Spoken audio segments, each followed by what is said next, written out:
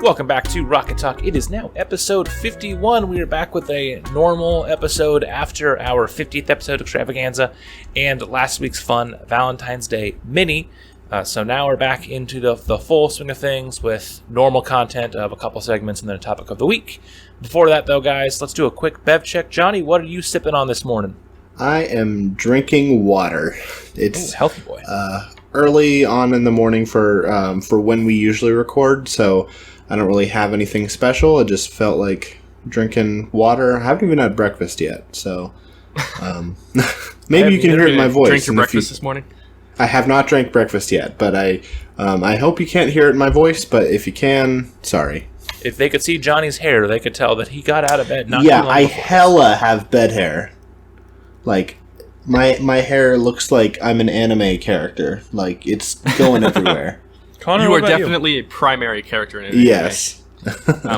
I'm sipping on some of Target's brand coffee, Good and Gather, and it's hazelnut and V good. I've had Minnesota Peace coffee, if you guys have heard of that, from the Twin Cities area, and it's expensive and very flavorless. So I have the Good and Gather, and it is delicious.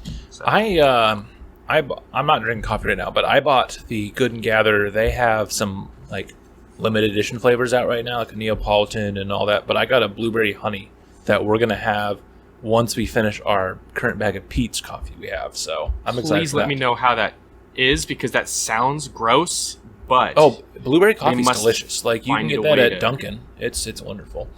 I'm gonna give it a try. I am sipping on a sour chug rug can of G Fuel because the QT by my apartment started carrying the cans of G Fuel, so I don't have to go to Micro Center if I want canned G Fuel now. So that's nice. So it's basically a sour blue raspberry inspired by Rug.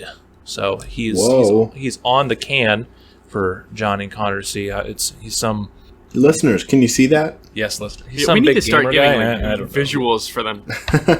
True. I don't know who he is. He's like a streamer or a professional Call of Duty player or something. I don't know.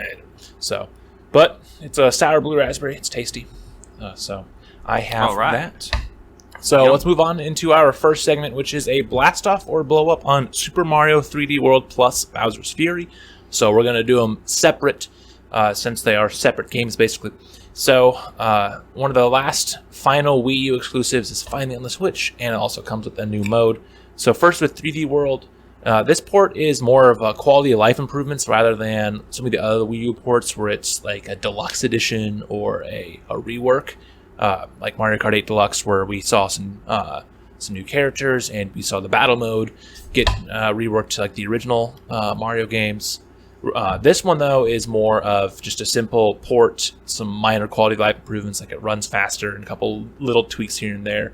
The first question I have for you guys, is this a good or bad thing that they did this? I think that it's all great. Nintendo, for me personally, they don't usually update things in a way that I think ends up being worse. And there are some ways when I can see how, people who are purists like the original way better, but to me, it's like, now there's amiibo support. That's not really hindering anything. It's just more options. The speed, I can maybe see how that's an issue if you're used to how the characters all work in the original, because, the slowest character, Peach, is faster on the Switch than Toad is, who is the fastest character on the Wii U. So, yeah, there's been side-by-side, Nintendo Life did a side-by-side of Switch Peach versus Wii U Toad, and Switch Peach is faster, and it's crazy, because I don't remember, it doesn't feel to me like there's a difference, but obviously there is. And when I played the Wii U, I could definitely tell the difference between the speeds of Peach and Toad, and I can definitely tell the speed difference between them when they're both on the Switch. So going from Wii U to Switch doesn't seem, like it's made much of a difference. But other than that, there's not really much that they've had the stickers for because Miiverse isn't really a thing anymore. I think that it's a good port for 3D World. I think that I don't really think that it enhanced really all that much. It didn't really make too many changes. I know we're going to talk about Bowser's Fury, but I really wish that there'd been some more options for 3D World. Maybe a new character, maybe some new levels, maybe a new character, maybe a new character. Sounds like you are wanting a new character. Oh, did you pick up on that? Yeah, I could use a new character. That's for sure. Yeah, I agree. I didn't play this at all before the port. My extent of 3D World was the 3D World playstyle in Mario Maker 2, but this quickly has become one of my more favorite Mario titles after playing it, though. I think just the variety of the levels and the gimmicks in each were just a ton of fun. But yeah, I can see where someone like you who's played the original version before and then playing this again, like it's fun to revisit it, but having something new would have been nice, especially a new character. Someone like Yoshi could have been a perfect easy mode. Yes, that's what I was thinking too. Because his tongue would be a perfect, like, little bit of a longer range attack, and he has his little like flutter that he does in like Crafted World and Woolly World and all that. So like he already has a play style that would work with the game, and it would fit. It would like him being there. It wouldn't be anything crazy because he's not in the game. So it's imagine not like Cat Yoshi, and a Cat Yoshi would be so much fun. Cute. You know, obviously, having like someone like Wario or Waluigi would have been funny too. But like Yoshi, I think is the one that makes the most sense. That they already have a moveset for that would work. I mean, plus Yoshi on Plessy would be fun too. Yeah, a lot of people were asking for Daisy, and honestly, I would have been okay with that. I'm not a huge Daisy fan, but like if she was a new character, that would have been great. But yeah, I mean, there was a lot of people that were wanting her. There was actually data in the game. They've already data mined this version, and they found audio clips and data of Toadette being in the game. And she's probably not going to be released as DLC. It's probably just something that they thought of and then scrapped. There's no models at all. It's just data with like her name in the in the data for different moves and stuff. And they found her audio clip of when she's selected when they go, here we go, or it's my time, or whatever they say. So they found that for Toadette.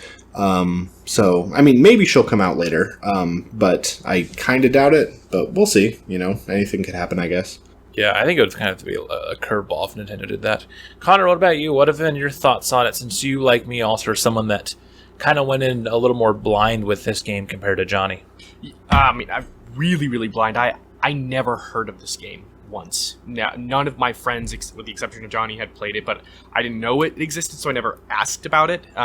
So this was my first experience, and I really had a fantastic time with it. Me and Emily played with it, and it was kind of easy. I mean, it was just challenging enough that I wasn't just like sprinting through each and every single level, but I mean, it was pretty easy for the most part. But I mean, I just loved being in the world. I thought the cat thing was going to be just a gimmick that would get old, but it works perfectly, especially with the level design. And yeah, if you guys haven't had this experience yet, I think it's completely worth it. Go ahead and buy it. I pre-ordered this and got it completely last because I had it delivered straight to my apartment, which took an extra couple days, which sucked. But if you guys haven't played it before and you have the extra money lying around, I think it's totally worth it to get it. Yeah, I went into GameStop when they opened at noon, the day it came out, and bought it. And the dude was like, my man, if you're buying the game day one right at open, why didn't you just pre-order? It's like, man, I don't know. I didn't know which GameStop I was going to be going to because I had like $60 of store credit. So I went to the one by my work, and I got it right at noon. But yeah, for those who may be like Connor and were unfamiliar with it, it is basically a kind of a marriage between the 2D side-scrolling style of Mario with some free-roaming 3D elements of it. It's like you're playing in a very linear level, but instead of being just straight side-scrolling, it's in like a 2.5D kind of mix where you can adjust the camera a little bit, but you don't have a full camera control. and it has more of the power up element like you see in the 2D games instead of the more basic and collectathon style of like 64 and Odyssey and stuff like that. It's actually the second one of these. There was 3D Land on the 3DS, and then this one with the sequel 3D World. Out of curiosity, do you guys have a favorite character, and do you have a least favorite character? I played as Peach for most of the game after a bit because I was trying.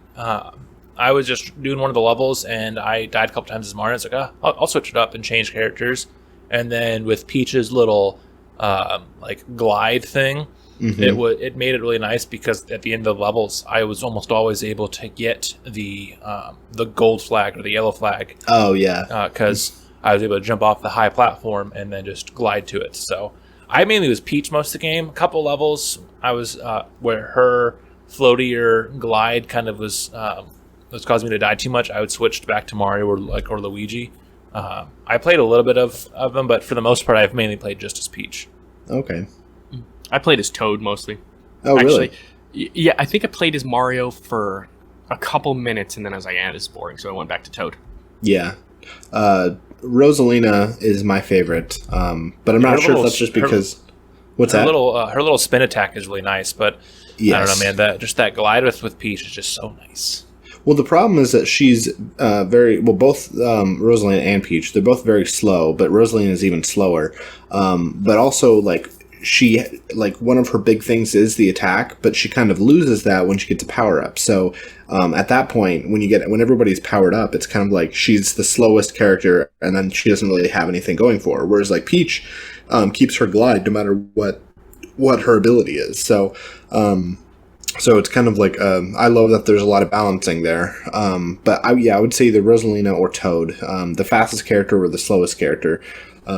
And then Toad's jump is terrible. So being really fast and having a really bad jump can be kind of difficult sometimes for some platforming stuff. But I think it's a lot of fun and kind of a challenge for somebody that's like me that has a lot of fun with the tough stuff.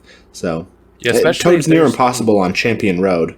If you guys get to Champion's Road, good luck and be Peach or Rosalina or maybe Luigi. But actually, really anybody except for Toad. Toad is like the worst person for it because you need to have good jumps, and Toad is not good at that. Well, I was thinking in World Bowser, there is the Grump Lump Inferno, like where you're on the Grump Lump that will crystal block with the faces that will roll. Like that's one when I switched from I switched to Luigi. And I still kept dying, so I had the white. Leaf, Tanuki. The white Tanuki leaf, and so I was using that.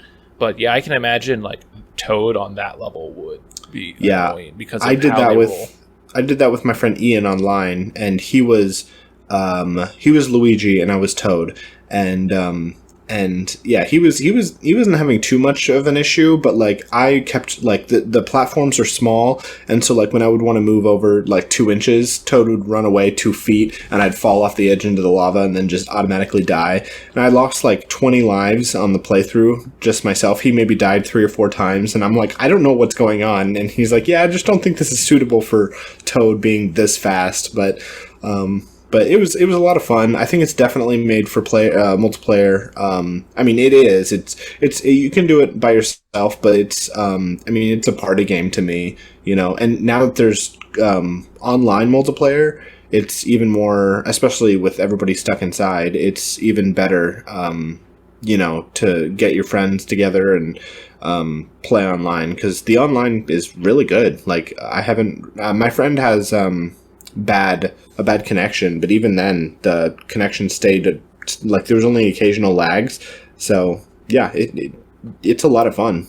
Yeah, I haven't touched online yet. We have to do that with you guys soon, but yeah, because that was like one of the biggest complaints I had with online on Mario Maker 2 is the online play. Like when it worked, it was a ton of fun, but it was if you weren't playing with a buddy that you had good internet, if you were just playing with random people, it was just a chug fest. It was so bad. But yeah, like the only like outside of some small, like we mentioned, some small minor quality of life improvements, like the characters are faster. They have a little bit more of a further dive in the cat forms, stuff like that.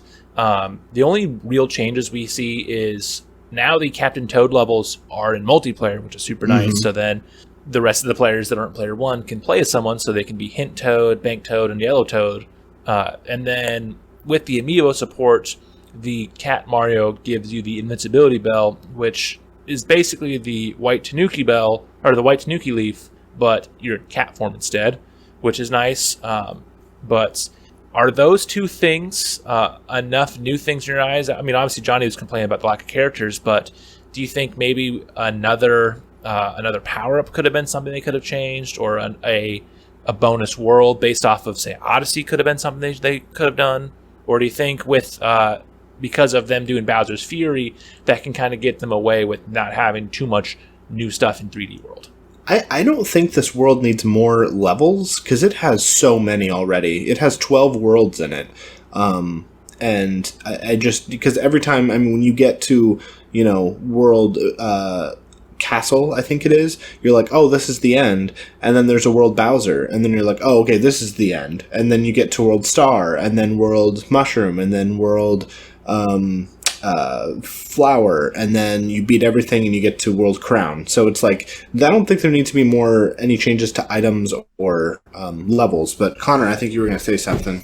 They should include more new stuff if they're gonna. Otherwise, it's just a really clean looking game that people already own. And so if you want to appease the fans that have had it before, you should offer more new stuff. But I mean, for me, it doesn't bother me because I've never had this experience before. But I think it's just the principle of it.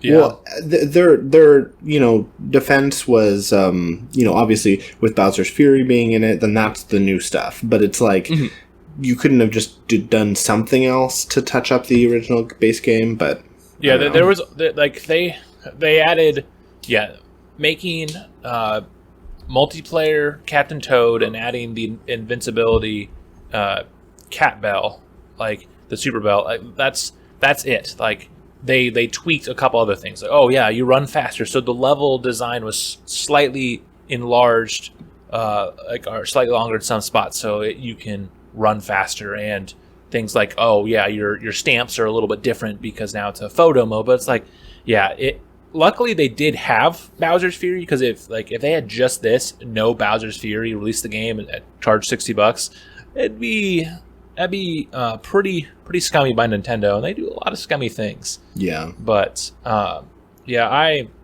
think it's all going to come down to, have they played it or have they not? Because someone like me and Connor, sure, it would have been fun to know that there's more stuff on there. Yeah, but there's already a ton of stuff, and if you want to complete the game, because of all the ridiculous things it makes you do, of beating all the levels as all 5 characters, getting the top of the flagpoles with all 5 characters, to fully 100% the game, there's a ton you can do, even if it is repetitive and padding, that someone like me and Connor, who didn't play it before, sure, whatever, doesn't seem like too much, but I'm sure that there's people like Johnny who had played it, and I'm sure there's people out there who are angry that there is nothing new, and the only really new thing is locked behind amiibo support, which that is one I kind of wish that you were able to get the power up some special way outside of, even if it was like you have a 1 in 1,000 chance you could get it in the Toad houses,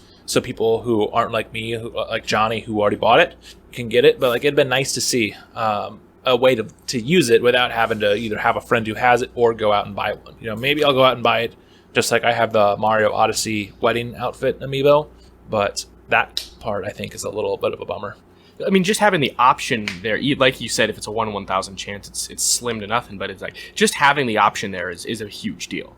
Exactly, because not everyone is Johnny and owns the amiibo he wants, because Johnny doesn't have them all, but he has a lot. I have a very big collection of amiibo. I have a bag that is just stuffed full of amiibo, and it's a problem. My ex-girlfriend at the time, I would always, like, when a new amiibo would come out, I'm like, hey, this particular one came out, do I need it? And she's like, are you going to actually use it, or are you just doing it to collect? I'm like, just to collect. And she's like, maybe wait. I'm like, okay. Because there's those you couple have a disease. There's those couple that are nice. Like, I bought the amiibo for Odyssey when I was towards the end of the game because it was just nice just to be able to use it and get the superstar for a few moments, just to make it a little easier to get a couple of these power moons. But it's not something that it's not like you're gonna unlock a completely new section of the game. Like, that power up is nice, but also it makes a game that already has some pretty easy levels easier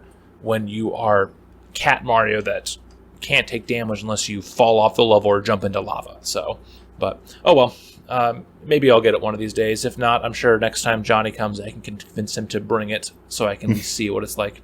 Yes, but I do wish that. I mean, Mario and Peach are the two characters that I play as the least. So I really wish that they'd provided a cat amiibo for all 4 or even 5 of the characters, with Rosalina, Toad, and Luigi as well. But it doesn't look like they're going to do that, so it's kind of a bummer.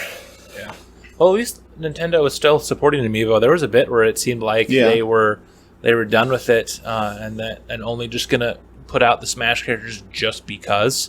But with this and how they re-released a lot of the ones for Zelda for when Hyrule Warriors Age of Calamity came out as well, maybe we're going to see some come out, just not as frequent as it was back when Amiibo first launched on the Wii U era.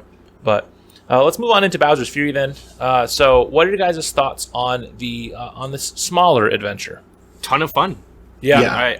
I would agree. I thought the size was going to be an issue, but I mean the game, like, even though Bowser is just a nuisance, he's an occasional nuisance. I think it still switches it up enough that it's a breath of fresh air in the style of play that Mario offers, and it offers a bit more tension than you ever get. So I really had a great time with it, and I encourage everyone to give it a try at least. Yeah, I agree. I haven't played it as much as I've played 3D World.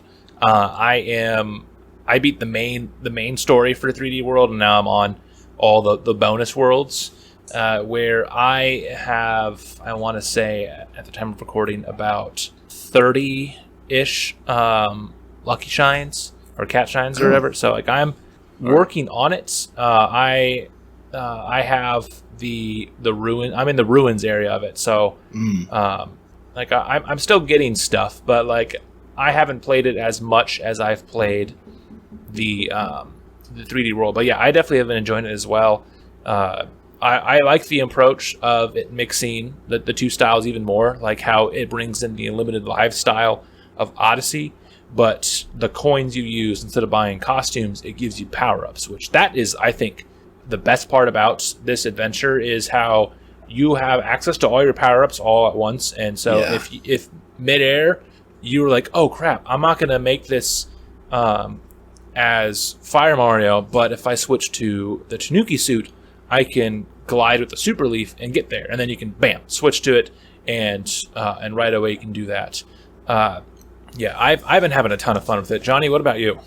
Yeah, you mentioned items, and I think that's actually one thing that they could have added into the main game, and I don't think it would have really been broken, because I really love the idea of having, or the concept of having the 5 different items, and you can hold up to 5 of each of them, and you just use one whenever you want. Kind of like a utility belt. Yeah, I think that's a really good idea, and something that I really hope is in future games. It really came in handy a lot, because there's some items that I don't use as often, like the boomerang, but I'll use that whenever I get hit by something. I just need to use an item to take more hits, and I don't necessarily need any particular one, so I'll just use up my boomerangs, or if I need to glide somewhere safely, I'll use the Tanuki, or if I need to climb up, I'll use the cat. So there's always there's always a good mix of when you'll need certain items, and having a max of 5 that you can have available is very handy. Yeah, I agree. The only thing I would really have liked them to add, besides make it longer, is I think a HUD icon showing Bowser's Fury progress would have been nice, because there's sometimes when you're platforming that you can't see his shell spinning. So that would have been nice to see if you could have had just like all it just needed to be was just like a little icon in the corner that's like it's grayed out picture 74%, Bowser. 75%. Yeah, percentage can be nice, or even just like as it builds up, you see it build up like that. I think that's really the only big complaint I have about it. Bowser Jr.'s AI sometimes can be a little wonky when I'm trying to direct him to go pick up certain coins or a certain power up, and then he goes and he's like, "Oh, but there's a Koopa Troopa over here. Let me go and get him." Yeah. But yeah, this is a ton of fun. But yeah, there's just a couple little things. What about you guys? Outside of length, are there any other more nitpicky things that you guys were noticing with this? Not, I don't think so. I guess there's some mechanics that it just it took me a little bit to understand exactly how it worked.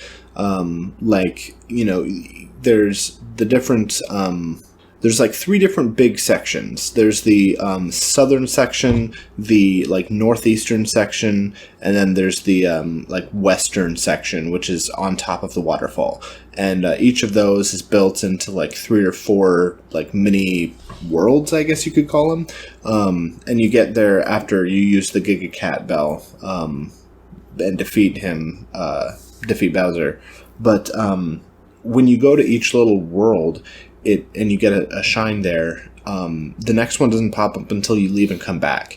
And so I would find myself hopping between worlds, and then a new one would be available. And it wasn't until I was at about 20 or 30 that I even realized that I had to leave and then come back for the new thing to appear.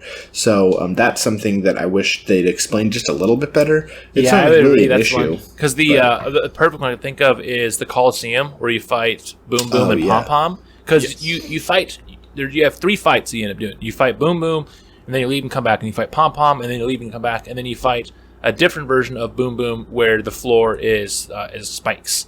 And so, like, yeah, if I would have known that then, because I would come back and, I guess there's a new fight now. Like, that would have been nice to explain. Actually, I think how I found out was by that world is because I was like on the world nearby, which was like it had that blue platform that was like invisible, unless you were on it. And I just happened to have the camera facing the Coliseum right after I beat one of them, and the platform started to rise, and I was like, "Why is it doing that?" I didn't do anything. It just started to rise up, and it did that because that's how like the level progresses. It just like that particular one, it gets higher and higher, so it's harder for you to get back inside the Coliseum. And when I noticed that it was just doing that on its own, just because I'd gone far enough away, but I turned the camera to look at it, that's when I realized that I have to leave and then come back for there to be a change. So, yeah. Connor, anything standing out for you? Remind me the character the fish kind of character thingy seal that you're riding. Plessy? Plessy. So I was riding on Plessy, and I accidentally barreled through a level and destroyed the little area. And it took very, very long for it to kind of reset. So I would earn a couple of cat shines, and then I would come back, and it still wasn't fixed. And then I would go, and I played probably in a couple hours, and then I came back to it and it was finally fixed. And there wasn't an indication on what makes it, like how long it takes for a little island or little area for it to like fix itself. That was really annoying, but that's me really, really trying to nitpick a quality game. Trying to think of what you're talking about. I think I know that there's some of those smaller, just like islands. They're not islands, but they're little challenge areas. Just like there's the little areas where there's just like a single like elevated platform. Like there's the one where it's the platform, it's ice and it moves. Because like you get one of the cat shines, because you have to jump on it at the start, and then it slowly moves, and you can grab it. I think he's talking about those. Because sometimes if you are just vibing as Plessy, you can barrel through stuff, which does get a little bit annoying. I will say though, I hope that Plessy returns in every future 3D. Like Plessy, I think is the thing that open world Mario games I think have needed for a while. Like that, a fast travel system like Plessy is so nice. Yes, and and after you beat the game, you'll after you get like 50 shines, you'll be able to warp to different places, and that's very nice. But if you're close enough that you don't feel the need to warp, or if you want to just use Plessy for fun, the fact that she appears whenever you get close to the water, she'll just appear there. I always thought that like if you left her somewhere, she would be stuck behind, and you would have to swim across the ocean. But no, she'll just like come up from the water whenever you're near the ocean, and she's always there. She's always creeping on you. So like, it's very handy. It is a fantastic with a game that's like this. It's a small game, small map.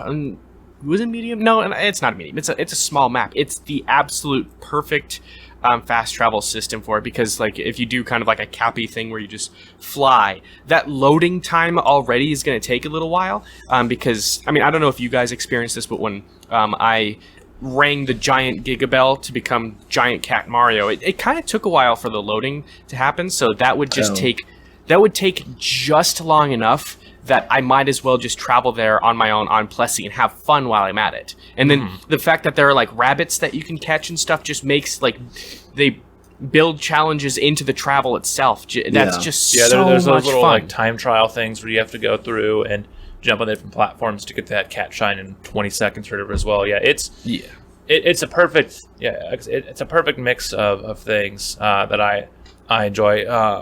Then so the last one I have for you guys before we do a review of it is, do you guys want a full game out of this style? Because this thing only takes only a couple hours to beat. Like to fully beat it, about 4 hours I would say. For most people, even less for those who are quick. But would you want to see a full game more in the realm of Odyssey, where it's the main campaign takes closer to 10 hours and then there's nearly 100 hours of bonus stuff to do? Or do you think that the size that we have of it is perfect for this style? I mean, I think that for the $60 price, I think that it just barely is enough new content to warrant it. I certainly would have liked it to be not even that this. I think that this was the right amount. I think that as far as Bowser's Fury was, I think that this was the right amount. And I already talked about how I wish there was more content in the base game, but but I'm saying like a Bowser's Fury like 2, or like a full game that's just the Bowser Fury style. Like it's an open world, but it has some of the limitations of the 3D world style but it has the power-ups like that. It's not connected with 3D world at all. This is a separate if Odyssey 2 took more inspiration from this, or just a whole new game. I think that Odyssey 2 can definitely get a lot from this, like with Plessy being there, with the items you can hold, and with the maybe not Bowser Jr. in particular, but a second player character that can do more than Cappy could do. Not really much more. I guess Bowser Jr. is not that much more helpful than Cappy, but still, I think that there's a lot that can be learned from this for future games. I don't think we're ever going to see Bowser or Fury Bowser ever again, but the actual content of the other stuff in the world, like the actual gameplay, that's something that I think is going to be in the future for sure. See, I hope they do offer more of Fury Bowser, because I think he opens up a can of worms to give to go for more. And I hate to use the word darker Mario games, because it's Nintendo. It can't go that dark, but it offers a type of tension you do not get in any other Mario game. And so if they can go for that, I think it would appeal to people that don't really like Mario games because of their repetition, or that's just not their style. I think it could offer something for those types of fans.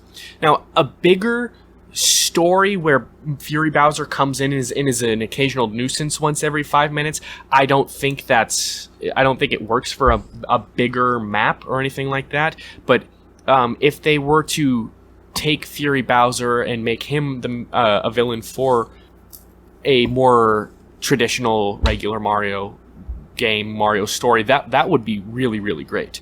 I think this is the perfect size for this type of game. They should keep it that way. But I hope they don't just say goodbye to Fury Bowser. Yeah, I think the biggest thing I'd want in like a full game and a style similar to this is just expanding the power-ups. Like I think this idea of a power-up like taskbar or toolbar or whatever is a ton of fun, especially because there's just so many power-ups that are one-off power-ups that are only in, certain games. Cape Mario and Frog Mario and stuff like that. Like imagine if they had it where you could be gliding mid-flight as Cape Mario, and then you get to an underwater section of the level, and it's like, oh, cool.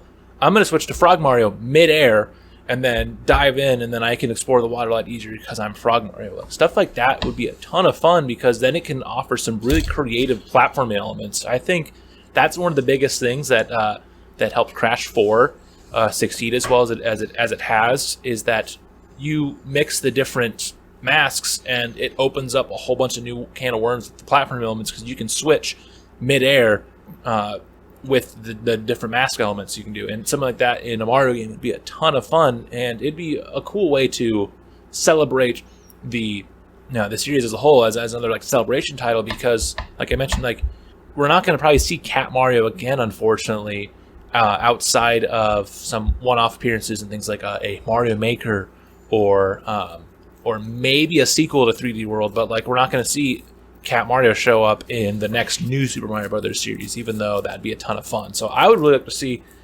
a full game that has all the power-ups, but more of that style. Yeah, maybe you can do something creative with Bowser's Fury to make a full game out of it, but I more just want a full game with the fun mix of power-ups. So yeah, for sure.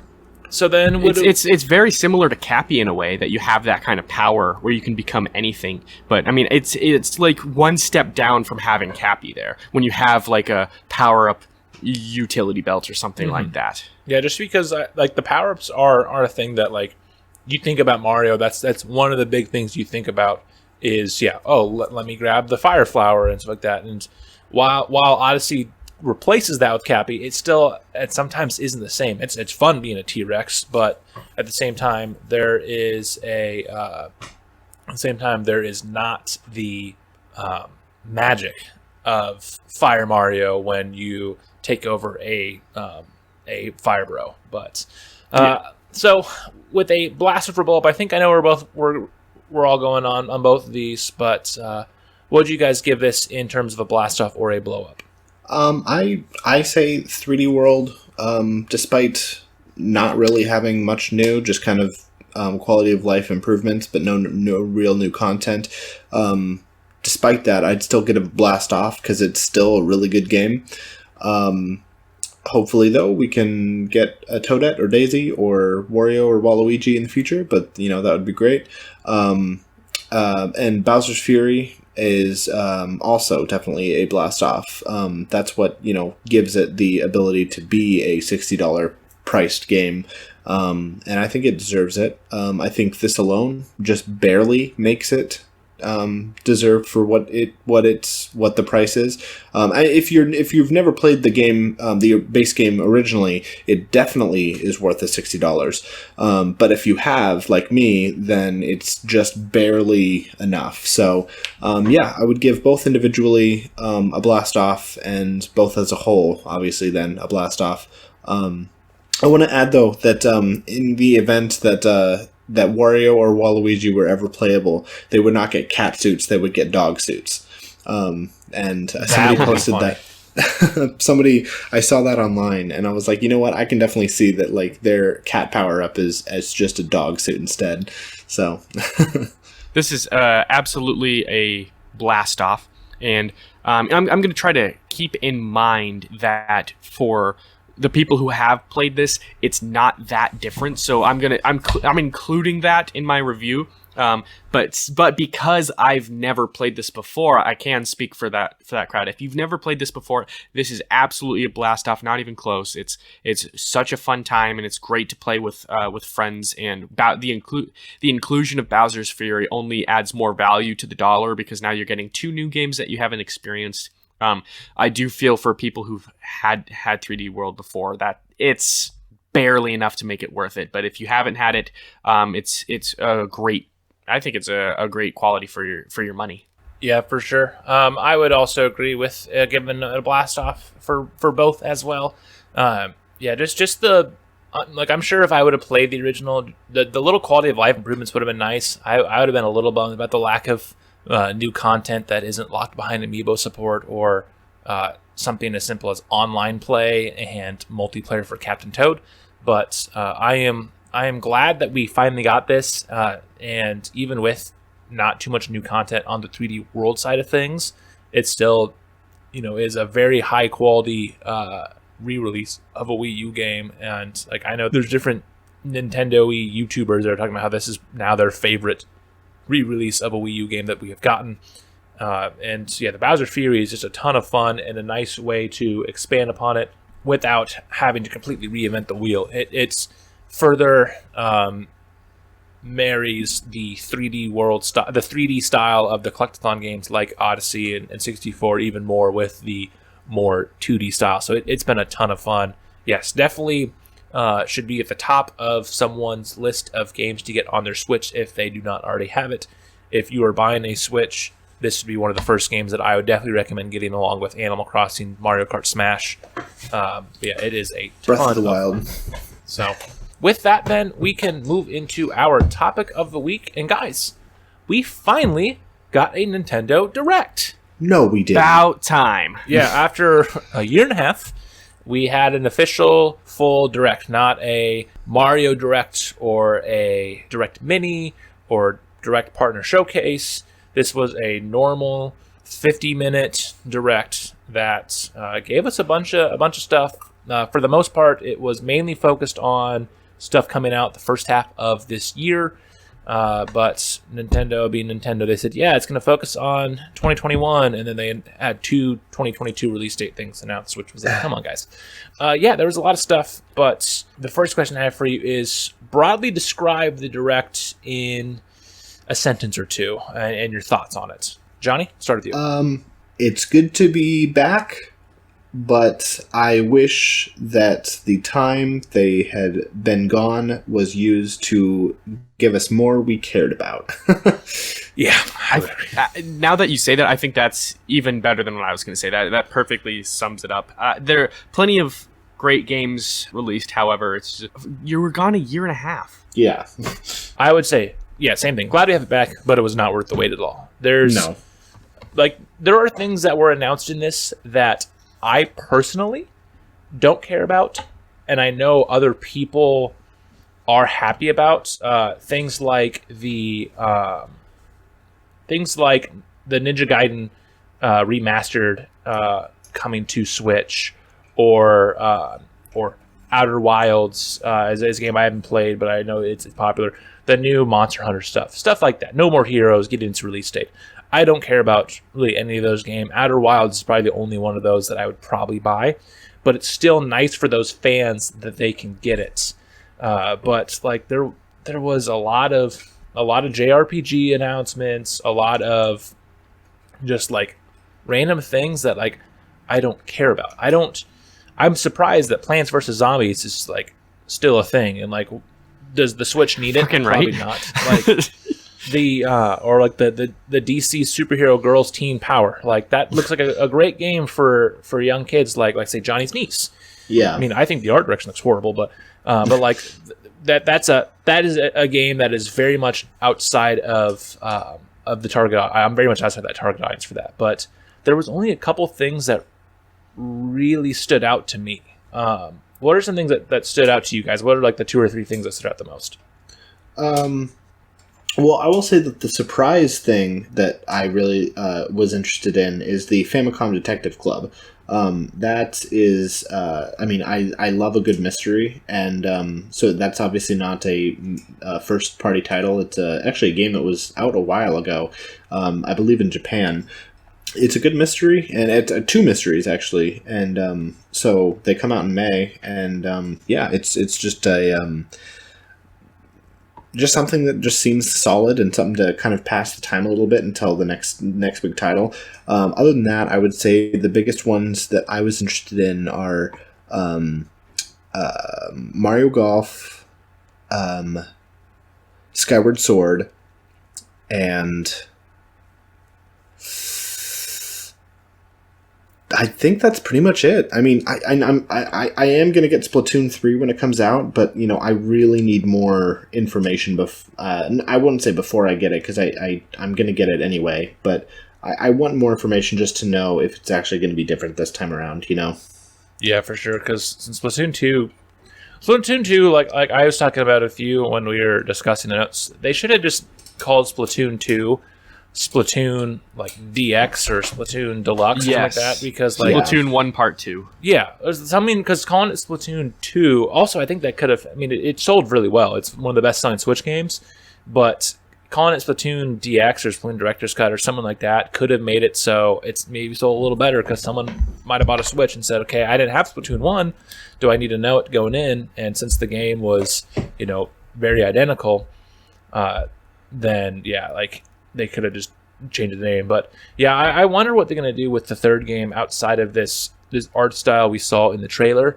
Like, are we going to see maybe more of a Mad Max or a Borderlands-esque type of world theme? And if that cool, but like that'll get old after a couple wastelandy levels. Like, is there new mechanics? Is there new things we're going to get that wasn't in the first two games? Because why should someone buy Splatoon 3 over Splatoon 2 outside the fact that it has a higher number? Exactly. I thought it was a Borderlands game at first before they revealed the characters. I'm like, okay, this is just another Splatoon game. Yeah, however, I was if they introduce something like paint drying really quickly because it's in the desert, that would shake things up, I guess. But it's why do we need a third? Are you implying that paint drying is more fun than Splatoon? I'm not subtly implying it. I'm saying it. I think that the gameplay itself is great. I think what they did was really innovative. And I think for the first game, when it came out 6 years ago, I think it was really great. I think that it was a way to make a shooter a kid's game, and I think that's really, really smart. But the problem is that they did it again, and they didn't really do any. They made a new mode that you could argue is unique, but it took 2 years between the first and second game, and it shows. It shows, like you guys said, and all three games will have been now the third one has been announced, but all three games have come out and will come out with the third one after sorry, let me rephrase that. Since the time of the first Splatoon game came out, there's not been a new Donkey Kong game. There was a port of the Wii U version, but they've had 3 Splatoon, 1, 2, and now 3 next year, and there's been no Donkey Kong since 2013, and the first Splatoon came out in 2015. So it's like, fans are like, oh, let's make another, you should make another Donkey Kong. They're like, oh, you said Splatoon 3? Okay, we'll make Splatoon 3. It's kind of like how King of the Hill got canceled for the Cleveland show. Yeah, it's not even like, say, F-Zero, which another Nintendo franchise that like hasn't had a game in a long time, but like that hasn't had a game in a long time. So it's like, that's one of those that we haven't seen in a while. Like, yeah, we just got a Donkey Kong game in the Wii U, and it's arguably like one of the best games on the Wii U, and like considered like one of the best 2D platformers of all time. So the fact that we haven't gotten a successor to that, we just got a port with Donkey Kong playable, is like, and then 3 games with the first 2 being nearly like basically the same game with a new mode and a fresh coat of paint. Then I can see how that's definitely frustrating. Somebody said that Nintendo has 4 characters: Mario, Link, the Animal Crossing villager, and the Inkling. That's it. That's Nintendo nowadays. Basically, yes, kinda. Yeah, because Metroid still in limbo right now. We have other games like Pikmin and F-Zero are becoming super niche. Like, sure, Pikmin 3 Deluxe probably sold pretty well. And Pikmin 4 is supposedly still in development. It's been in development for 7 years, and we haven't known anything about it, but it's still in development. This is going to be one good-ass Pikmin 4 game. It better be like done, too, according to the best Miyamoto. Video game ever. But, yeah, like, Nintendo, I get it. Splatoon's selling well. Animal Crossing has established itself as one of the main pillars of Nintendo now with how successful New Horizons was. Yeah. But but like Splatoon 2 is successful, but like it's Donkey Kong is still iconic. Like people who barely know video games know who Donkey Kong is. Like people who barely know video games don't know who Inklings are. They're like, oh, like they just think it's any other just generic video game character. So like I get that they're ignoring some of the lesser franchises that haven't had as much success recently, but yeah, like where is Donkey Kong in all this? And that is frustrating for someone too like Johnny, who does love the DK games a lot as well. The biggest thing that stood out for me really was my disappointment in the Smash announcement, and then Mario Golf as well. Not Star Wars Hunters? So there's a couple. Star Wars and Apex Fall Guys are those that fall, and there's like, I'm intrigued, but I'm not like, because I'm just worried that Star Wars Hunters is gonna feel like a mobile game on the Switch. Hopefully I'm wrong, but the trailer with the way the trailer ended with like the hologram thing, I feel like it's gonna be like one of those mobile. I'm trying to think. There's the one mobile game that always is Raid Shadow Legends. Like I feel like it's gonna be like stuff like that. Like I don't really want that for a Star Wars game. Luckily, it's free to play, so. So like I just have to waste download space. But besides that, like I'll download Apex because it'll be nice to have a AAA first-person shooter multiplayer game. I probably won't buy Fall Guys because I have it on the PlayStation already. But like it's nice to see Fall Guys come. But my biggest things was my disappointment in the Smash announcers because it's like I don't play Xenoblade, and I'm sure they're nice characters and all, but like we already have a lot of. Our friend Gabe is excited. That is true, yes. But I'm just kind of. We can get in more in a sec too, but I'm just a little bit tired of anime swords people. We have too many. And even if they have some mechanics that set them apart, like say Hero, I'm just tired of it. So it's like, I mean, we've talked about this before, but you'd think that something that would be so obvious is something that's not, is being very underutilized, which is having a brawler be in the game, like a fist up, just ready to punch the crap out of you. Like that's something that's very rare in this game. Yeah, because you have the two Street Fighter characters and you have Terry, like that's, and you have Little Mac, so you have four characters. Incineroar has some brawler elements too. I'd count him too. But yeah, like that's a fighting game staple is the brawler, and Smash is very underutilized in that, and they're like, let's just add more swords people, and it's just like, come on, like I'm actually wondering how many more swords people they can give you before like you lack not only the originality in the who they are, what they're all about, but like the style of sword fighting. Like I get there's many different types of sword fighting,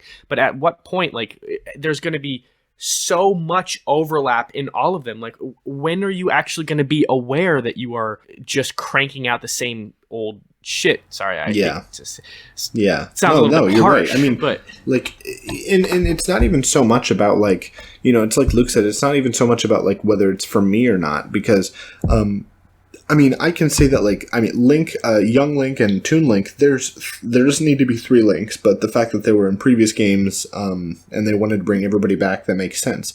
But then you take a character like Terry, who I don't even know really at all. I've never even heard of him before Smash. I don't play as him, but I'm glad he's in because we need characters like that. Or Piranha Plant. I don't really play as him very often, but he's different. He's unique. He's not carrying a sword, and that's something that like we don't need more of. And we've been saying that for like the past 5 or 6 characters that have come out with swords. So I don't know. I mean, clearly, Hero is the only like sword character that's been added recently that I feel like out of all the fighter DLC characters, Hero is the only sword character I feel like was a nice addition because he plays so different from other sword characters, since they use a lot of the RPG elements from Dragon Quest, like you see with Cloud as well in Final Fantasy.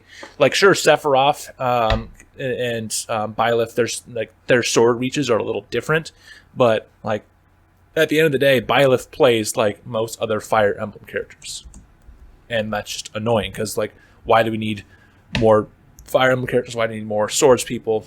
And because you throw in all the Fire Emblem characters, you throw in all the links, you throw in Byleth, and throw in Hero and Cloud and Sephiroth and like the Mii sword fighter. You have a ton already. And yeah, like I mentioned, there are like 4.5 brawlers.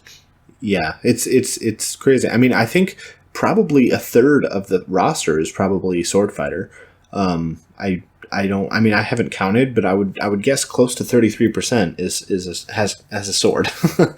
Yeah. Like if they wanted to do some kind of like Nintendo best sword wielding video game, like great, but that's not what this is. Yeah. And why are we getting two? I'm going back to Donkey Kong, but why are we getting 2 Xenoblade characters before we get Dixie Kong? Where is Dixie Kong? Why is she not in it yet? Or I mean, like there's so many, like where's Crash? Where is where's Tails? Shadow Eggman, or Tails? Knuckles? Yeah, there's so many different characters. I mean, where's Master Chief? Where's Doom Guy? There's a lot of characters that I can name that all would also be worthy inclusions, and this is nothing against Xenoblade. You know, it's a very popular game, but I feel like there are bigger characters, especially in this whole thing of Smash being a celebration of gaming history, because you look at it like Sephiroth, I feel like does deserve to be here because Final Fantasy VII is so important. Even though we don't need another anime swords person, Sephiroth is a part of one of the most popular JRPGs of all time. Hero is a part of another very popular one, so like, those should be in there. But like, it's not like Steve is one of the most important additions to Smash for what Minecraft is meant for gaming, and I don't feel like we're getting that with this. Yeah, and it's nice to get more Xenoblade support because like that is a nice franchise that Nintendo has built up, but there's just it's like you said, if it's supposed to be gaming history, you think what is so what Shulk brought to Smash was that it brought the entire Xenoblade franchise. And then when you get Pyra and Mithra, what they're bringing is not the Xenoblade franchise, because Shulk already did that. What they're bringing is Xenoblade 2. They're bringing a single game to Smash.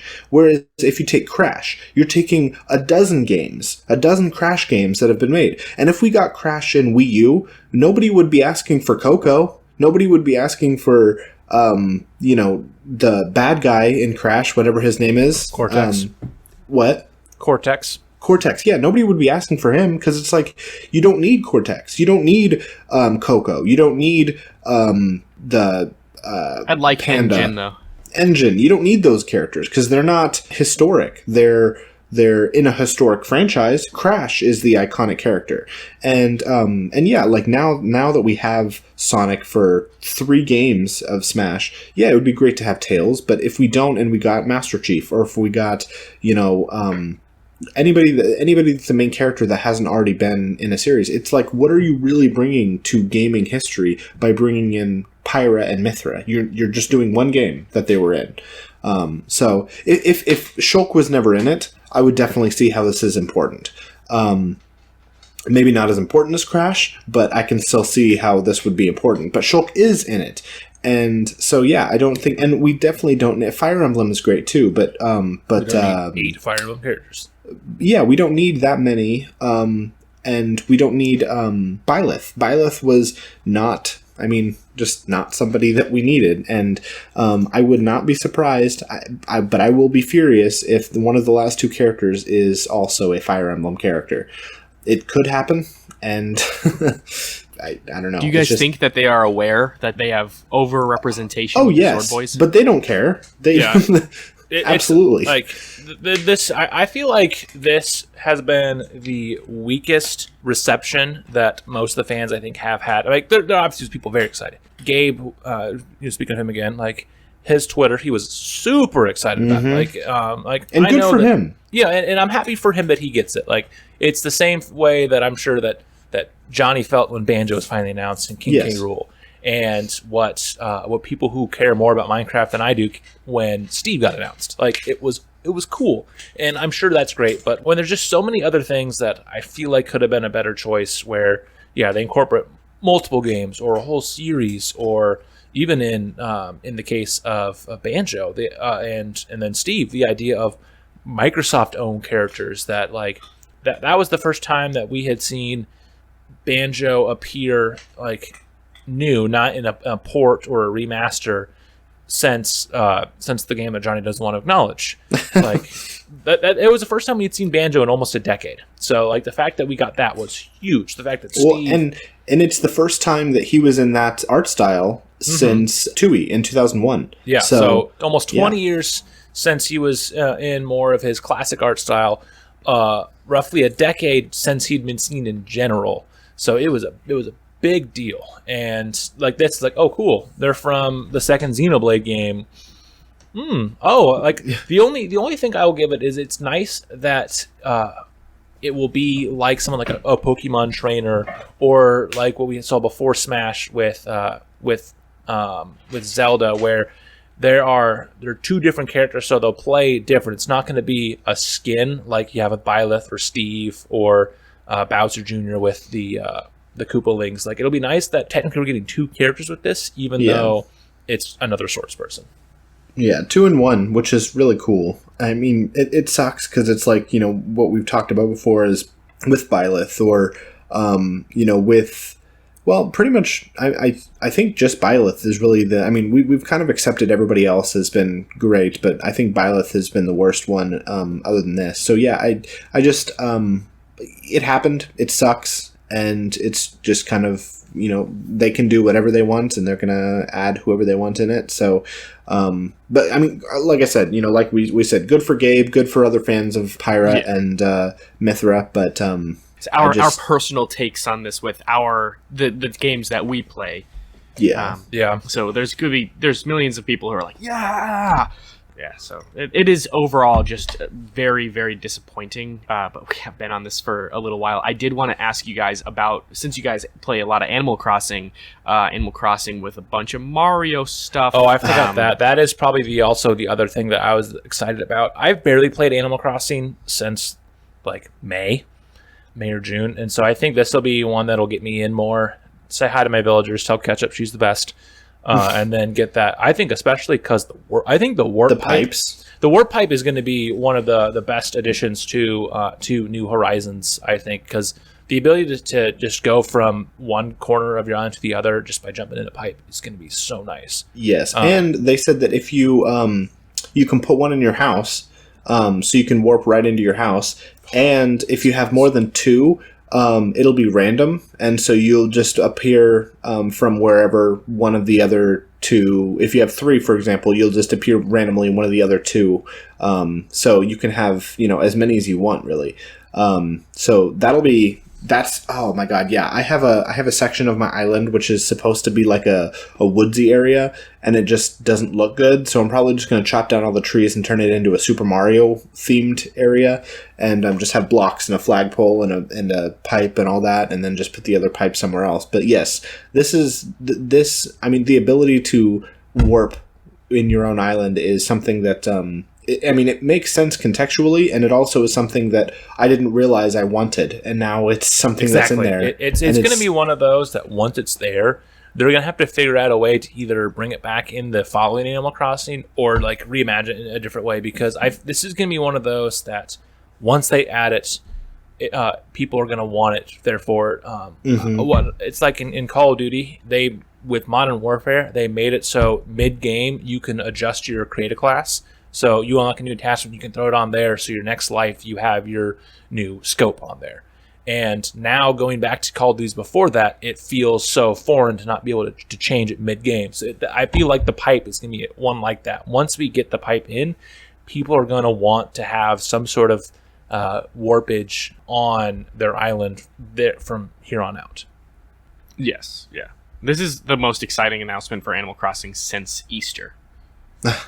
This is going to be the most in-demand, looked forward to event since Easter. Yeah, I said with extreme sarcasm. Yeah. Well, there hasn't really been a lot of. Halloween's been okay. I think it was just okay. But yeah, I mean, even Christmas and Thanksgiving were just not all that great. So. They need different themed events other than just holidays. Yeah, and I mean, people are thinking there's going to be some special 1 year anniversary thing coming up in March, and it's possible, but I wouldn't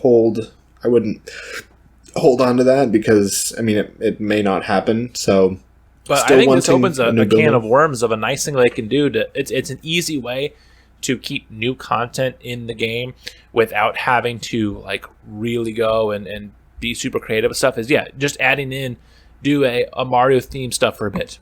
Since it's Zelda's 30th anniversary, do a Zelda themed event where now you can get a lot of just nooks and crannies from the Zelda games.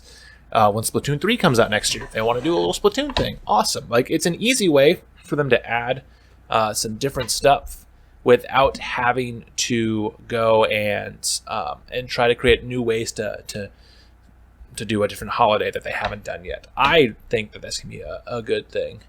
But let's move discussion over into Mario Golf, which is something that I am actually very excited about. I have not been this excited for a golf game probably in about a decade.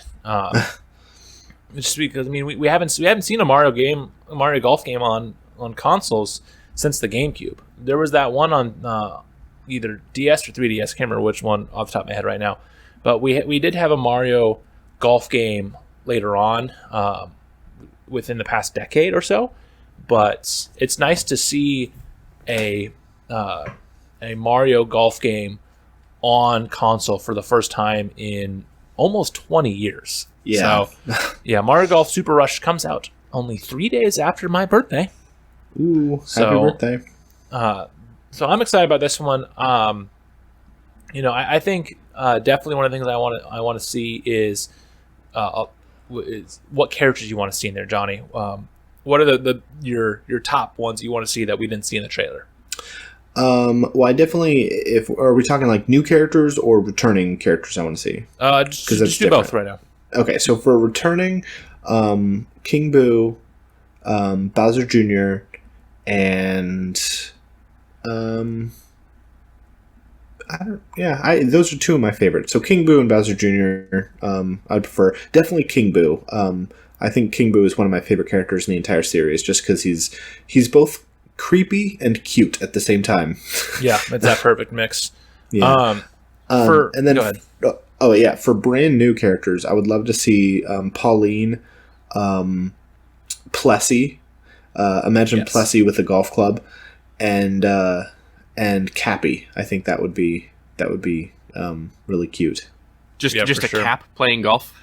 No, the ghost, the white Cappy, like the ghost version. Yeah, gotcha. No, just Mario's hat. Yeah, Mario's hat. I would really like to see some deep cut, some obscure characters. Someone like Wart. That'd be fun. Or they can just say fuck it, put Gino in there and not Smash. Link. Or true. Some non-Nintendo ones would be great too. But like focusing on Mario games right now, I would just die laughing if we saw Gino make it to Mario Golf instead of Smash. That would be one. That would piss so many people off. Yeah, Connor, are there any Mario characters you can think of that you didn't see in the trailer that you'd want to see? Johnny talked about someone like King Boo and stuff like that. Who would be your character that you'd really want to see from the Mario universe be in the game? Maybe Shy Guy would be great. Meow. Yes. Maybe just a Goomba. Yes. I want any of the little just random enemies because, like, playing as Goomba on Mario Party is so much fun because how you put everything in his mouth. I just want to see a little Goomba. He has no arms, so it's so cute to see him do things that involve his arms. What they should do is the Goomba that's in the Dr. Mario iPhone game, where it's like the stack of Goombas with the jacket on. Have that be Goomba Tower. Yes, that would be awesome. It would also be really interesting to see one of the ghosts from the first Luigi's Mansion in there. Necessarily one of the big one, maybe one of the bosses, but I mean that would be great to see that baby ghost from the first hallway that you get in. Polterpup? Oh yeah, Polterpup. Yes, yeah, Polterpup would be fantastic. That's from the second one, I think. And he's in the third one. Yes, yeah, he is, and it would be really great to see one of those ghosts because like that. If you guys remember the really really big fat one that in the dining hall that was eating, and you'd have to suck up his food to make him mad. It would, it would Me just in 20 one of years? those ones. Yeah, I remember. Probably 10. Okay. Yikes. Yeah, I also would like to see them pull a Mario Kart or another golf series, Hot Shots Golf, and Yes. bring in some other characters from other franchises. Someone like Captain Falcon or Link would be a ton of fun. Give him something to do. He's in a forced retirement. Exactly. I mean, the best one would be putting Sonic in, especially because this game comes out right around his 30th anniversary. Like, it's days apart from his 30th anniversary. Another fun one: pull a Sonic and All Stars Racing Transformed. Have a real person in there. Like, imagine you're playing and you have a Goomba, Bowser, Mario, and then Tiger Woods. Like, well, I think that would be awesome. a real person. Okay, because I think they had in the original Mario Golf on 64. I never owned it, but if I remember correctly, they had like human-esque characters. They were still like human in the shape of Mario, but they were like not Mushroom Kingdom characters. They were like, it was like in Mario Tennis, for example, there was a character you played as named Alex, or if you were a girl, Nina, and then there was Kate and Hudson, I think. And so like you could put them into Mario Tennis 64 if you like connected the cables or whatever, and so you would see a non-mushroom character human in Mario Tennis. You could play as Alex, or you could play as Nina, and there was characters like that in Mario Golf. And so it would be really weird to have like canon kid characters in a game today, because it didn't even make sense back then. And even as a child, when I was like 6 or 7, I saw that. I was like, why is this human hanging out with Toad and Luigi? Like, what is going on here? And it would be even weirder to see it today. But honestly, that's something that like would be off the wall enough for them to do. So anything is possible. You know what would be absolutely hilarious is if they had Sonic in there, and as part of the story, he falls in love with a very human character. Yeah, but Sega wouldn't allow that, though. Sega has so much restrictions on the series. Sega would now. never do that, especially with a character named Elise. No, Never, because of 06, Sega is so afraid of doing anything with the characters outside of like very small, focused personality traits that never. Meanwhile, happen. Peach won't even kiss Mario. So, I mean, that's because she's tired of his shit. So, I mean, yeah, me too. But who do you think realistically, Luke? Who would you like to see return as a character, and who would you like to see brand new? So, I mean, I haven't played as much of the Mario Golf game, so I would have to find a list of who's been. Well, I guess playable in the returning past. as in just like general, whether it's kart or party or baseball, really anything that's just been a regular character. So, I mean, like, I've already seen like Wario and Waluigi in there. It'd be nice. Like, I guess, yeah, like you mentioned, Pauline, since she was in the Mario Tennis game on the Switch, would be fun. Or Goomba from Mario Party. Like I said, with the I want to see some deep cuts. Like this is the time that you can bring it back. Some of these characters that people have forgotten about. I mean, Birdo wasn't in the last Mario Kart. Bring her back. That's true. Bring Wart. Egad needs to be in it. Yeah, put like these Egad or even if they want to pad out the roster because they're going to have all the babies in there.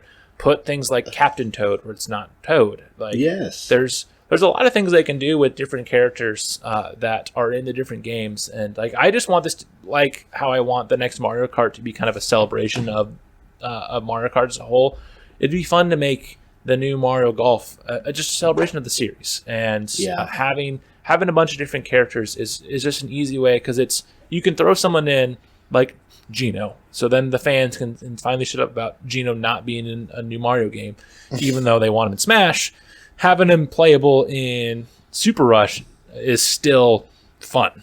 Like that would appease some fans, I feel like.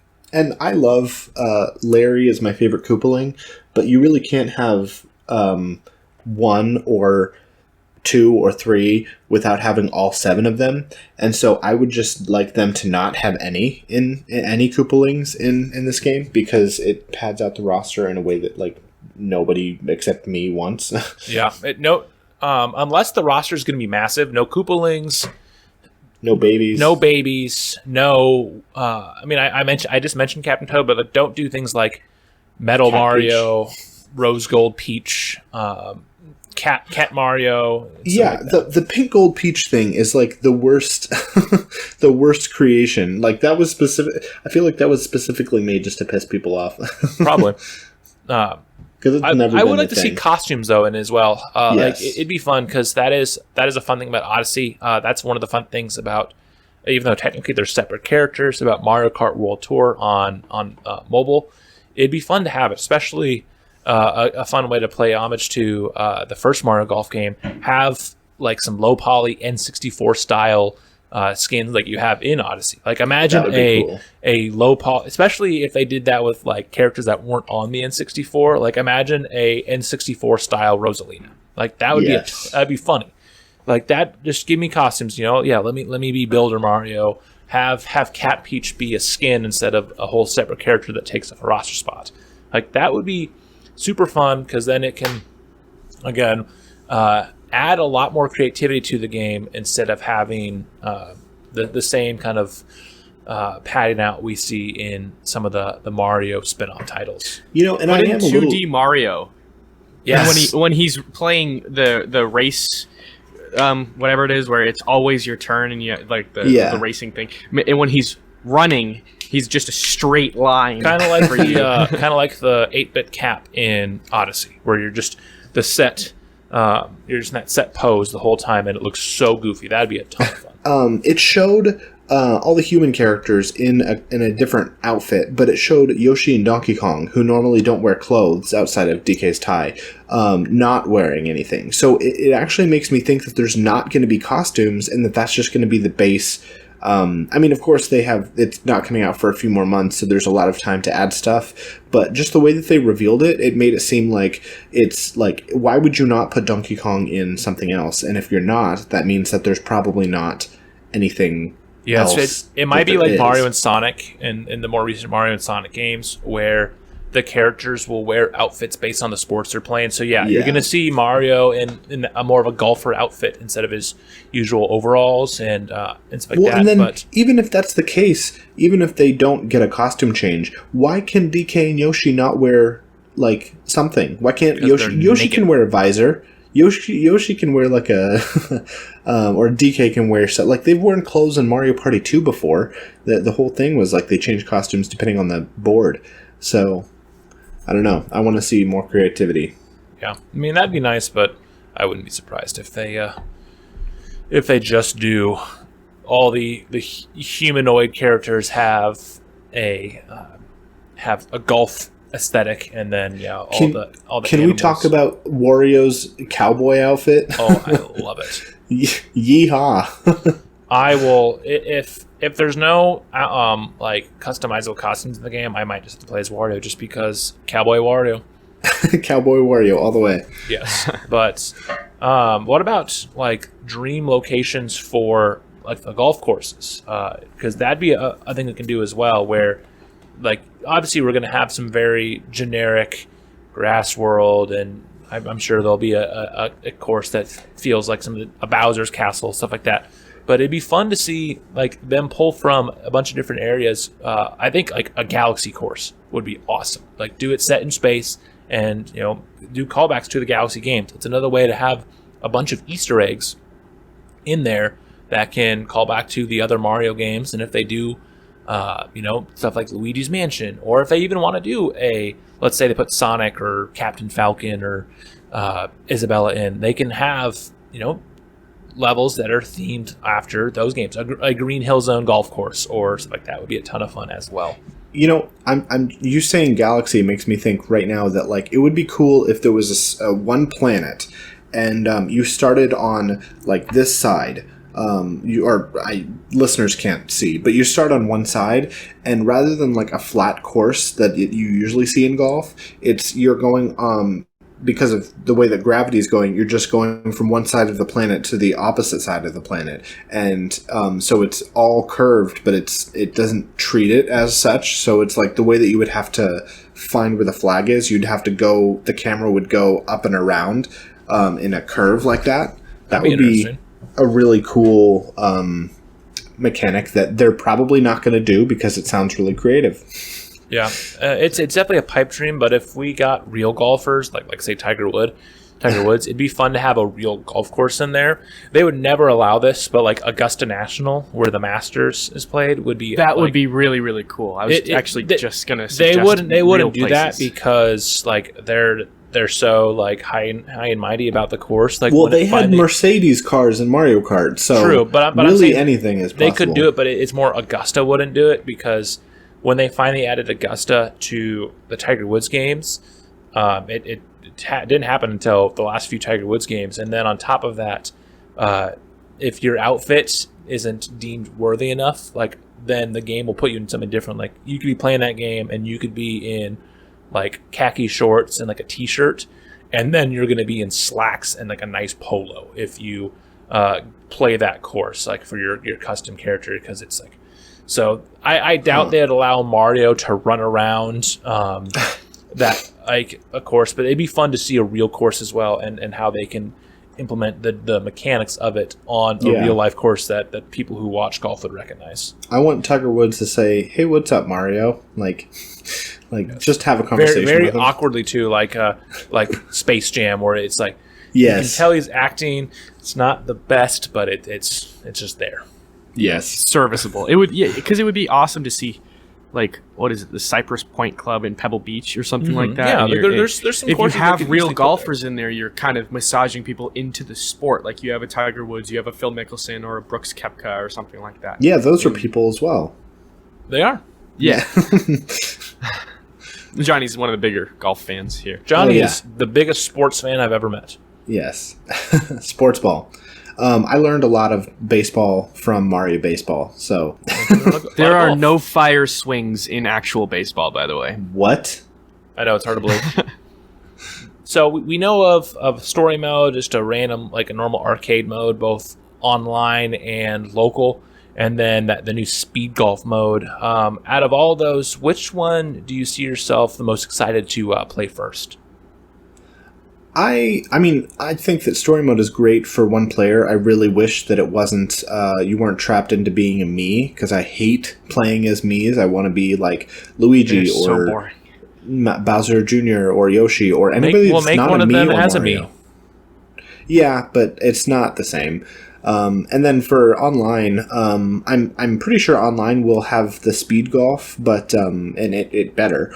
But that is something that looks like a lot of fun and a lot of craziness. But then also just classic golf. Like I think it'd be a lot of fun to just like, Connor, let's play a round of just a nine hole golf game and just boot it up. And then there's probably not going to be a lot of lag because it won't be speed where we're all going at the same time, but it's going to be one person at a time, and it'll be kind of relaxing. And that's just that whiskey and cigars while we do it. Yeah. Yes, exactly. Yeah, wearing our visors and our golf outfits while sitting on the couch, like a lot of plaid. Is that what the stereotypical from like really, really old, like Scotland and stuff like that. And you're playing in like the 40s and 50s. Exactly. But yeah, no, it's something that looks like a lot of fun. It's something that's definitely going to be a very chill game, which I'm very much excited for. Because, I mean, with all the stuff that we've got, Splatoon's not really a chill game. Skyward Sword's an adventure. So then having a golf game like this is something like golf is like... It is the most boring sport, but when you play it in a video game, it's something about it just makes it less boring. Especially with Mario, and they do all that. It adds a lot to it. Yeah. Yeah. Connor, what about you? What are you most excited? Other than just playing a round of golf with someone, I am looking forward to speed golf. That looks like a ton of fun. Yeah, for sure. I am interested in the story though too. Like it's always fun to see. I don't know why, but I'm intrigued. Hopefully, it's better than the story mode in Mario and Sonic at the 2020 Tokyo or whatever because that was pretty disappointing. I'm expecting the story to be disappointing. I'm gonna beat it, but I mean Mario Tennis Aces it went more in depth than games in the past with story modes, and it still was just kind of bleh. It's just kind of an extra mode. It's not really. I mean, they call it story mode, but Diddy Kong Racing 20 years ago did better than any Mario Party game or sports title is ever going to do with story mode. So yeah, but or Crash Team Racing however long ago. 22 years ago in October. Yeah, exactly. So, Wonderful but I mean, it's still another mode, and it's Mario, so it'll be fun. And I mean, you're not getting it for the story mode. You're getting it for the online and the multiplayer and just Mario. I mean, are you getting any Mario game for the story? No. If Peach gets kidnapped in this story, games, I would not be surprised. Outside of the RPG games, I don't think anyone's buying a Mario game because of the story. Even ones like Odyssey that like have a fun idea of a story. It's like I didn't buy 3D World because I wanted to see what happens with the little Sprixies. What happens to the Sprixies? One of them along the way gets brutally murdered by Bowser, and then you have to go to the funeral, and then you have to tell the children of the Sprixie princess that their mom is not coming home anymore, and then there's a whole grieving process during the Mario game. So I don't know. Have you guys gotten to that world and that level in 3D World yet? I don't think I have. Oh, okay. I haven't either. But no, in all seriousness, it'll be interesting to see what the story mode is. But even though I'm interested in it, I don't know why I just am. But it'll be fun to get this game though in June. But let's move on into Skyward Sword, as you mentioned, Zelda, Johnny. So first question I have for both of you is, why do we think we got this over other ports of Zelda games? Because I mean, like, this is the kind of the black sheep outside of Zelda 2. This is, I think, probably the most divisive mainline Zelda title that we have. I'm just interested to know why Nintendo wanted to port this one before they ported over something like Twilight Princess or Majora's Mask over again. It's the Joy-Cons, the motion controls that are really easy to translate over. I mean, this game, you either love it or you hate it. But I mean, it's just with the introduction of the where you can flick one of the control sticks instead of using a motion, that will shake things up. But the Joy-Cons being motion control, that's supposed to add spice to the title. But again, some people really don't like it. Mm-hmm. Yeah, I mean, like Connor said, I think that the controllers originally on Wii is one of the things that a lot of people hated about it. I will admit I was a little harsh about it in the past few years, about saying that it was a lot worse than it really is. I'm really excited to play it again, and I think having more easily accessible controls is going to be helping a lot with that. Some people think it's the best 3D game in the series, and that's great that they think that. And maybe, I mean, I don't think that I'll end up thinking that, but I am expecting to really enjoy it. I never ended up beating it, actually, on the Wii version, so I'm looking forward to getting it this time and beating it. But I think that this one came out just because it's the only one that hasn't been re-released. It's the only 3D game in the series that hasn't been re-released. Breath of the Wild hasn't been re-released technically either. Well, actually, isn't it on Wii U? But it came out at the same time. It didn't get re-released, where all the other ones have had a port to a new system, because there's no new system. Well, it has fewer versions than Breath of the Wild, so that's probably why they chose this one, because even Breath of the Wild has 2 versions of it. That's true. But I think that's really what it is. It's that I don't think that they wanted to release Twilight Princess and Wind Waker for a third time before they released Skyward Sword for a second time. So, but that being said, the others are rumored to be coming very soon. So yeah, I'm sure the others will be here shortly, especially with this being Zelda's anniversary, and it's easier to pack in stuff like Ocarina and Majora's Mask and Wind Waker or Twilight Princess. Like of those 4 games, it's easier to package a 4-pack or a 3-pack than it would be with Skyward Sword, because that is so much more different with the heavier Wii motion controls. I was talking to you, Luke, about this the other day, is that, like, if they so they've got Breath of the Wild on Switch, they're gonna release Breath of the Wild 2 on Switch, Skyward Sword's coming to Switch, there's rumor that Wind Waker and Twilight Princess are coming, and then even Ocarina of Time and Majora's Mask could come as well. So are they just gonna re-release all of these games again on the sequel, the next Nintendo console? Of course they are. It's Nintendo. Because it's like, I mean, there's so many games that they haven't or there's so many systems that like they've passed by with certain games. So I'm just wondering if like the future of Nintendo or future of video games is just make about a quarter of the money making new games, and 75% of it is just people buying the next console's version of a very old game. Yeah, only think about it. You pretty much nailed it. Like the original Mario Brothers, you can play that on the NES, the Super NES. I think the N64 is actually the only Nintendo console that you cannot play the original Mario on, unless the N64 version of Animal Crossing also has it. But you can play it on certain versions of Animal Crossing on the 64 and the GameCube. You can play it on the Wii U, and Switch. So like Nintendo will re-release games on everything, and especially nowadays with how everything is so nostalgia heavy, like we're gonna see a PS5 Xbox Series X port of Grand Theft Auto 5 come out later this year, which will be the third version of the game that's come out since 2013, because it came out on the PS3 and the Xbox 360, and then a year later got a next-gen port, and now it's about to get a next-gen port. So, like, I wouldn't be surprised if we do see whatever the sequel to the Switch is, if it's not backwards compatible with the Switch, if we see another re-release, even that means it's the fourth or fifth time that we're seeing games like Twilight Princess or Wind Waker. Nintendo's just going to do it because people will buy it. And I will buy it again. Exactly. I mean, I'm going to buy Sonic Adventure 2 when it gets re-released again on some other console, because I just do that. Well, I know, Luke, you're not a huge fan of games in the past. You may not get Skyward Sword, but if Twilight Princess gets... Or you may. If you do, great. But if Twilight Princess comes out, that is the one that I strongly, strongly recommend to everybody, because it is the best. I'm going to separate it from Breath of the Wild because it's very different. All the games are very different from Breath of the Wild. But aside of that, it is the best Zelda game ever made. And that is my strong hot take. With all the legendary Zelda games in the series, Twilight Princess has the Johnny stamp of approval. Oh, nice. But I do have a question for you, though, too, Johnny. Back to Skyward Sword, though.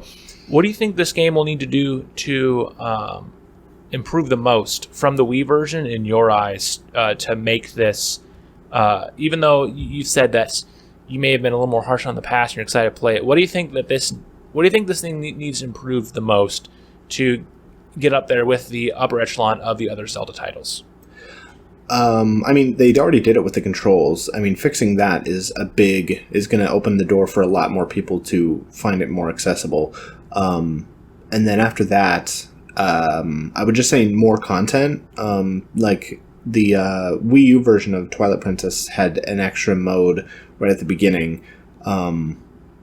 And it was like revolving around Wolf Link. So I'm hoping that Skyward Sword has something like that, that it's just an extra content, kind of like how we said that Bowser's Fury was almost just barely not enough to have a $60 price tag. I'm hoping that this re-release of Skyward Sword is going to have extra stuff as well, because changing the control scheme and improving it is not extra stuff. That's something that would be expected. So if they're going to not have anything new and they're going to slap $60 on this, I'm going to angrily buy it. You are such a... You are the problem, Johnny. Well, if I don't buy it, it's not going to stop Nintendo from making stuff like this. Well, and no matter what, like, people... It's the same when, like, Call of Duty fans complain about something like the skill-based matchmaking. Like, sure, the hardcore fans... just like the hardcore fans got mad about how the port for 3D All-Stars, like, is the games and the soundtracks and nothing else. Like, they're like, the hardcore fans maybe got mad and some probably boycotted it, but like the casual fans are like, yo, cool, I can play Mario 64 again. Like, there's so many people that just bought it just because like it has all these classic games, even if the emulation isn't the best in people's eyes, or it's a little bare bones for a $60 price tag. Like, Johnny can complain all he wants about them. They could put the game on the Wii, improve the controls, and that's it. And like, there's nothing else new. And Like Johnny could begrudgingly buy it, and then a random other person's going to buy it, and they're not going to think twice about it. Exactly. It's just the principle of it, but it's never going to stop. We just have to make sure, like us as consumers, we now that we are able to make our voice heard on social media with direct interaction with like Nintendo's or other creators, social media, we can let our voices be heard. But at the end of the day, we fixed the Sonic the Hedgehog movie. We did. We do that. A new version of Justice League. What else have possible. we done? We get to bully studios now. But yeah, I mean, I love seeing HD remasters of old games. I would love to see these older Zelda games in 4K. That would be really, really cool. So I whenever they release Nintendo consoles that are capable of that will be pretty sweet. Yeah, I would love to see.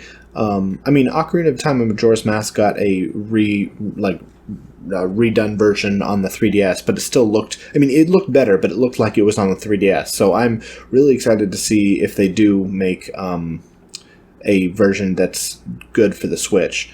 But I guess the Skyward Sword, as much as we're all talking about this, it's kind of opening up a whole can of worms about like the entire Zelda series as a whole. So we're getting off track, and that's my fault. But like I'm just excited for what this game means for what's coming this year.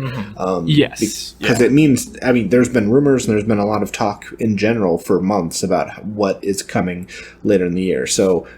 I'm just gonna, once everything comes out, I'm just gonna play through all of the 3D Zeldas, and I'll be the happiest Nintendo fan.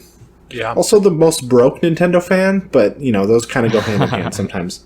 But do you think the inclusion of the button controls will kind of help this game's reception among fans improve, or do you think fans are just going to find new stuff to complain about?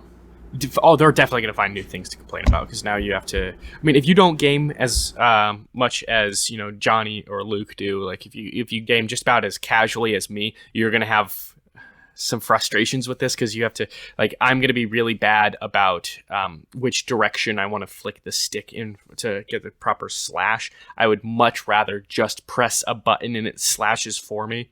But I'm still going to buy this. I've always wanted to play what's considered the worst game in the Zelda series. I wouldn't. I was harsh on it. I wouldn't call it the worst game. It's got so many good things about it. Yeah, but like, if you outside of Zelda 2, if with the mainline console Zelda games, if you were to ask, like, with 3D Zelda, especially 3D Zelda, you would see, if people were to rank it, you'd see Skyward Sword more consistently on the bottom. Even if it wasn't the absolute bottom, it is almost always in a lot of people's bottom lists. Like, it's not always, but like I have seen it. It is the black sheep of the 3D Zelda games, even though it was the last one before Breath of the Wild. So there are elements that would later be in Breath of the Wild. But like, it is definitely lower on the totem pole for, I think, a lot of people than, say, Ocarina of Time, Twilight Princess, Wind Waker. So I think with that, then we can move on into recommendations. And so we're going back a few weeks now to episode 49. It was my turn last time with the Heart of Gold band and their EP Gold. So I talked a little bit about it in the last episode. It is the singer from the band Being as an Ocean, and formerly of the band The Elijah. And it's just a side project, very much of an 80s synth pop inspired sound. And so he has an EP out with 4 tracks, and on the link to the playlist on YouTube, it also has a stripped down acoustic version of another track as well. So want to hear your guys' thoughts on this EP. You never recommend bad songs, and I had a ton of fun with this collection of songs as well.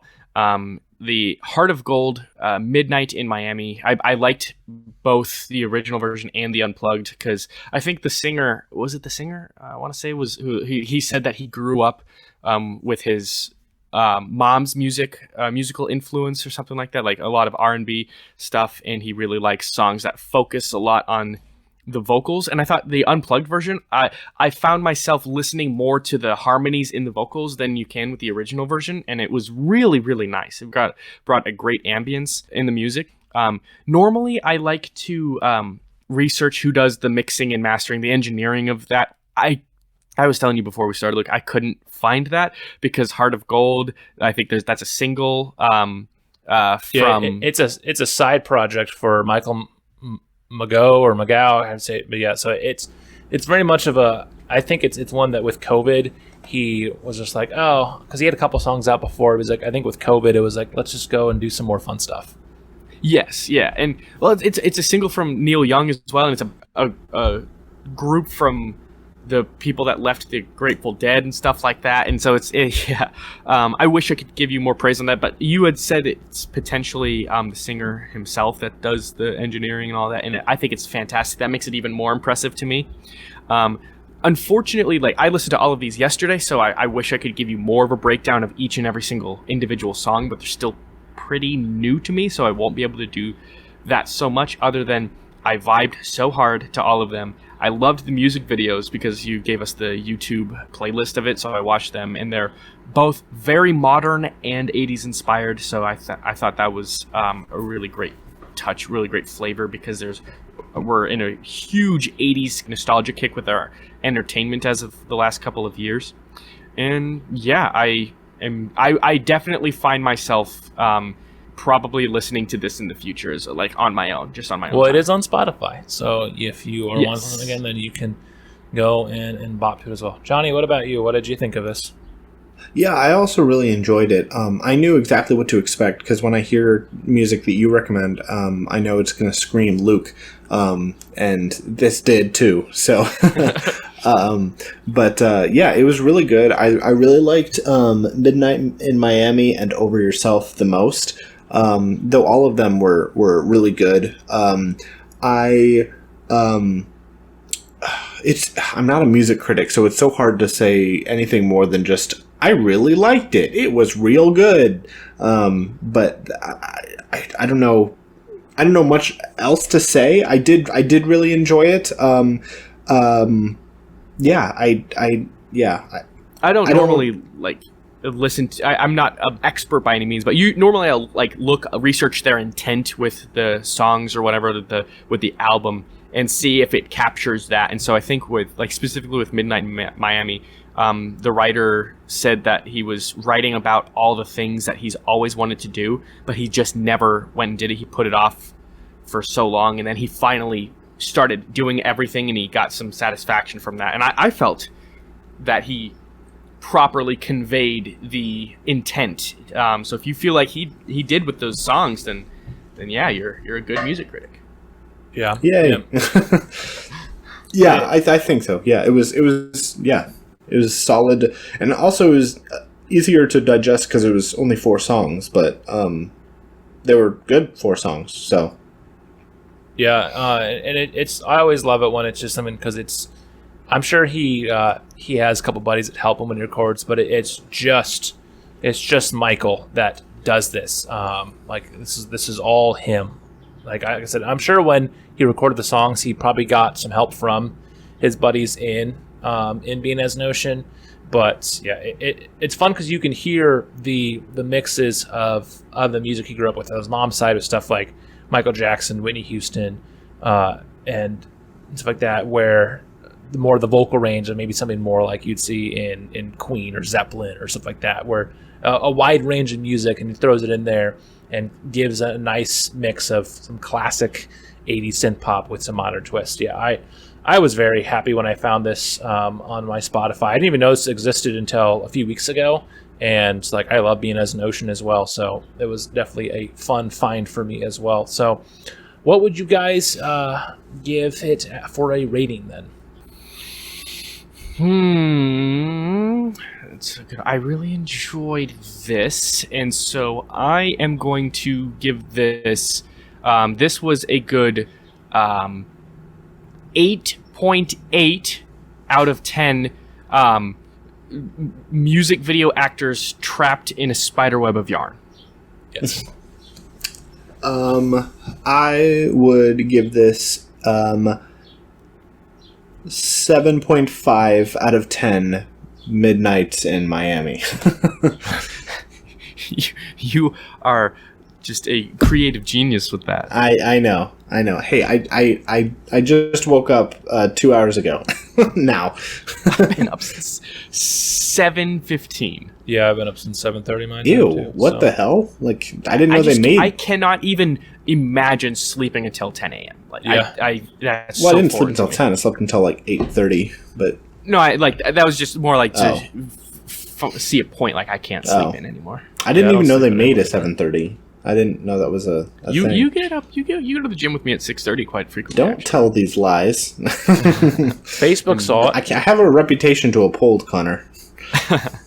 Okay, well, that means then, Johnny, it is your turn now for a recommendation, as we're getting back on track with the normal episode flow. So what do you got for us this time? So, you guys may or may not know, I know Connor knows, that I have I don't know if you'd call it a fear, but we'll say a fear of cults. And because of that, I have an interest in learning about them a lot. Because I think when it comes to horror movies, I mean, if vampires and werewolves were a thing, that would not be as scary to me as what some humans can do and what they're capable of. So, to show you a better example of that, I am going to recommend 3 episodes of Leah Remini's Scientology and the Aftermath on Netflix. All right. That show is wild. Have you seen it, Luke? Yeah, I think I've seen at least an episode or two, and I've seen her spin-off after, where she also went into some other cult organizations like the Jehovah's Witnesses and stuff like that as well. Yes. It is wild, the type of Yeah. things that Actually, the reason I learned about this was because of oh goodness, who is that YouTuber that's I always joke about as bland and generic? Chris Stuckman. Chris Stuckman recently made a video about his involvement in Jehovah's Witness. Yeah, Jehovah's Witness, and You watched that? I did. I watched the whole thing. Yeah. Wow, that's surprising because you really hate him. Yeah, no, I don't hate him. I sometimes watch his movie reviews if Connor or if Court or you post one. And if it's a movie I really want to watch, I might occasionally watch it. But I watched that video just because it surprised me. It was very out of left field for him. And then he recommended. He said there was an episode of Leah Remini of this on Netflix. And my coworker Megan also had recommended it to me years ago. And so I was like, well, I'm just going to deep dive into 30 or 40 episode docuseries of Scientology, and holy crap. There's so much about there's so much that I learned about how Scientology works, and through the entire series, and it even goes into talking about how she knows how the public views Scientology as this kind of like, oh, they're just crazy people, that how can you believe such a thing? And she deep dives into exactly how you can get caught into it, and how you can kind of, it's not even so much of like a